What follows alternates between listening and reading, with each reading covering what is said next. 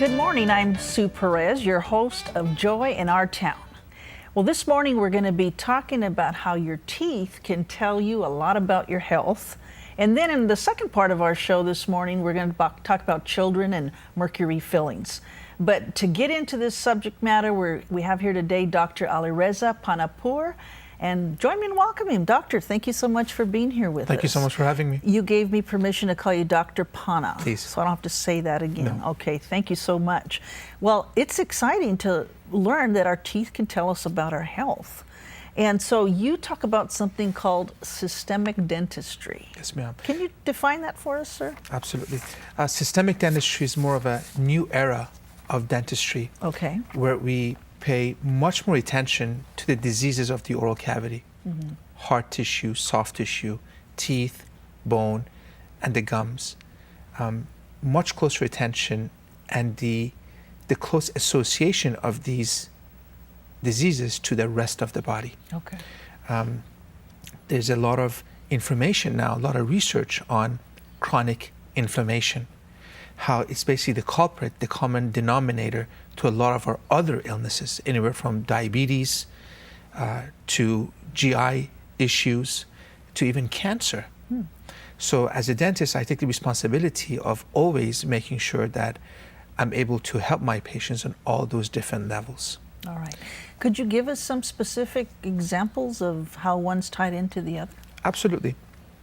Let's say I have a patient that comes to me every 3 months for a cleaning because they seem to accumulate more black bacteria than others. I like to step back and get some more information. What is their blood type?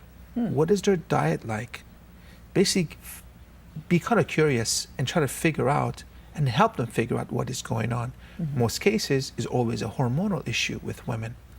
I think every woman that's gone through pregnancy knows when they get pregnant, the surge of hormones, the gums bleed, the gums get swelled up, the body accumulates more plaque. So we know that gum issues are very hormonal. Okay. So by stepping back, referring to the right medical doctor who's also up to date with the research, we're able to take care of the common denominator. And let's talk about inflammation, let's say. Inflammation. What would inflammation be an indicator of? I think the last survey was 90% of the American public have some sort of a gum disease. Gum disease is a chronic inflammation. This gum disease could be to lack of dental care. It could be also due to high rate of plaque formation around the gums. The body cannot get rid of it, so the whole gums goes into an inflammatory mode. So once the gum is in inflammation, that means the whole body is under inflammation. And we know that chronic inflammation keeps your body in more of a, what we call a sympathetic dominance, fight and flight. Fight, fight, fight, fight.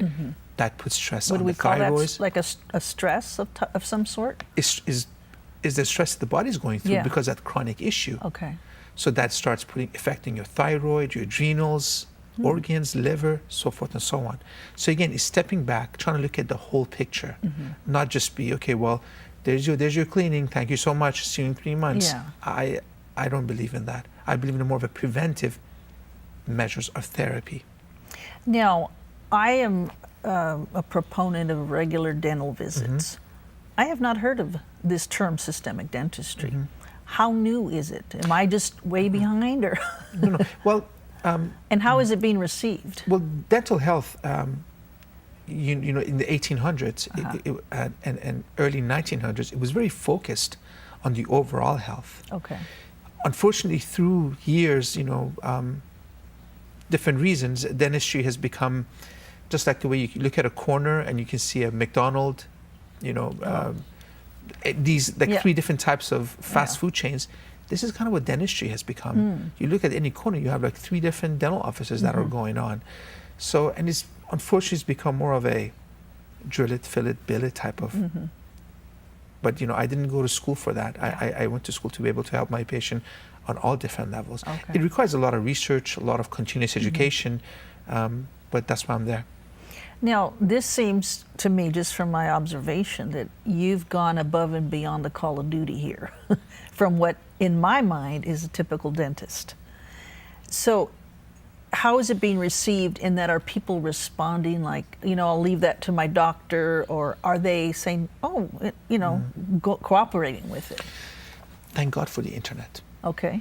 These days, more and more individuals are doing their research before any type of intervention, anywhere from, buying a car to going to your doctor. And I always want my patients to do their research.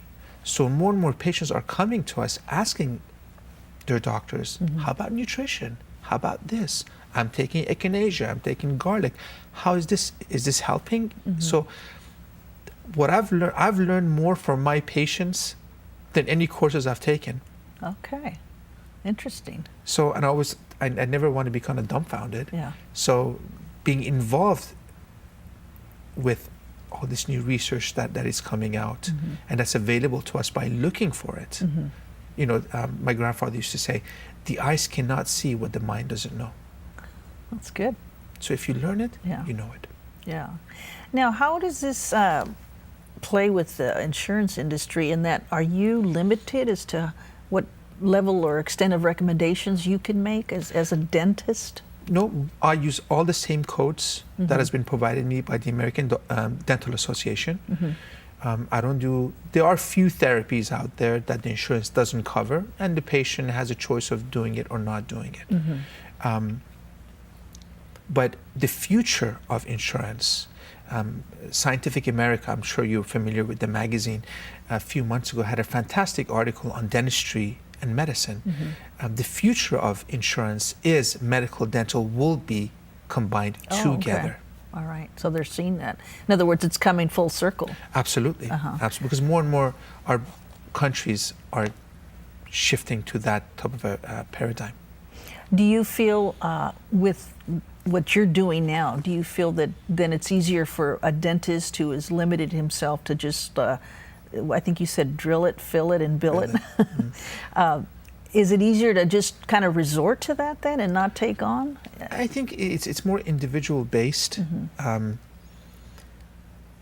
Every one of us is so different. For me, again, it's always been curiosity. I'm a very curious individual. And my relationship with my patients goes above and beyond. I actually look at my patients in the face, in the eyes. I look at their posture. I know who they are. Okay.